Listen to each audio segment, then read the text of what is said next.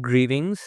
A lot of the videos on this channel of late have been about inflation because we are currently in a phase of rapidly collapsing inflation, meaning that my predictions are turning out to have been correct. Now, of course, I had no doubt, and those of you who have been following my work regarding the atom and other associated topics knew that I have been very consistent about what the first principles of technology and economics are. However, there's a large community of people who have turned their belief in inflation into a cult of sorts. They fear something non-existent, much in the same way that Christians might fear Satan or feminists might complain about the patriarchy. Their fears of inflation and the damage it's doing and the threat it represents is entirely decoupled from any reality or any logic of what inflation really is.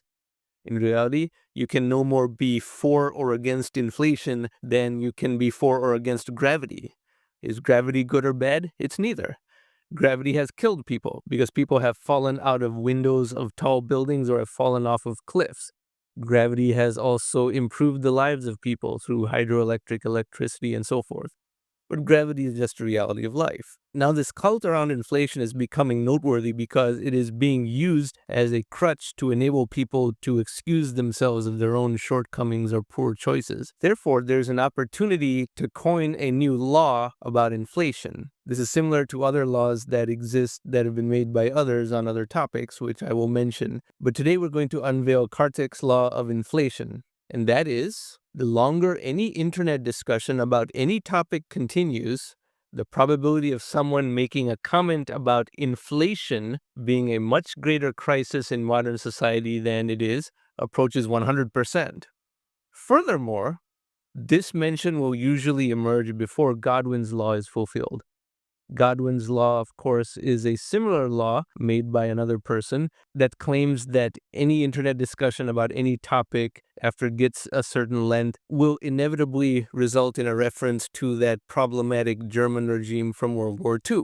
But I claim that my law of inflation will actually be met before Godwin's law in any internet discussion, even though the two are entirely unrelated laws. Because inflation really is becoming a cult, and believing in that and virtue signaling about how much you oppose inflation or how attuned you are to the scourge of inflation has become a weird behavior on the internet and in broader society. Now we're going to go through categories of how this law manifests. I won't describe each one in detail. That will be the subject of a follow-up video, because otherwise this video will be too long, but we will run through these bullets pretty quickly. The most common manifestation, insisting that inflation is always bad and deflation is thus good. Second manifestation, insisting that inflation is deliberately understated. Presenting anecdotes as evidence of inflation. Using arguments that imply that the US is the only country in the world when discussing inflation. An inability to explain why Japan could do so much quantitative easing without inflation. Using arguments that presuppose that human prosperity today is lower than 20, 50, 100, or 200 years ago.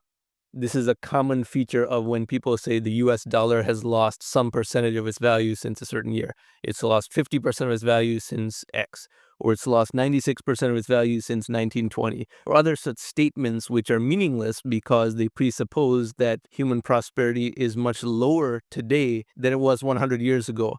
And this is particularly annoying to me because I will make a blanket statement that if you really think that human beings were more prosperous a century ago or even 50 years ago than they are today, you are not an educated person. You may have memorized certain things in a certain degree program and you might have a job related to that, but you do not have a holistic education if you really think that humans were more prosperous in the somewhat distant past than they are today, because that means you are ignorant about many associated subjects around economics, technology, historical progression, finance, everything. If you really think that, then you are not a person in possession of a well-rounded education. Of course, people who watch this channel know better than to think something like that. Precluding any wealth creation as being anything other than inflation.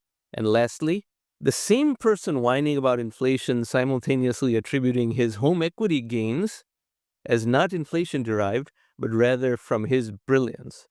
This is much more of a US phenomenon, but you will see people complaining about inflation, but then bragging about how much their house went up in price and how much home equity they have gained, refusing to admit that that has anything to do with inflation. So these are the manifestations of Kartik's law of inflation. I will have another follow-up video not immediately after this that goes into detail on each of these 8 manifestations. I've already done videos around most of these, but I will consolidate them as a follow-on video to this because I would like this law to become very mainstream and well-known, because eventually there's going to be a backlash around this very fictitious and evidence-deficient narrative of inflation, as well as the illogic associated with believing all sorts of things about inflation, just like there was a similar popular uprising against the notion of Satan being omnipresent or the patriarchy being an omnipresent and sinister thing as feminists describe it. Both of those myths were destroyed when they became just too illogical and couldn't produce evidence of their claims. So that hereby is Kartik's law of inflation. If you like this type of content and are interested in these subjects, then I encourage you to subscribe to this channel and hit the notification bell. Thank you very much for watching.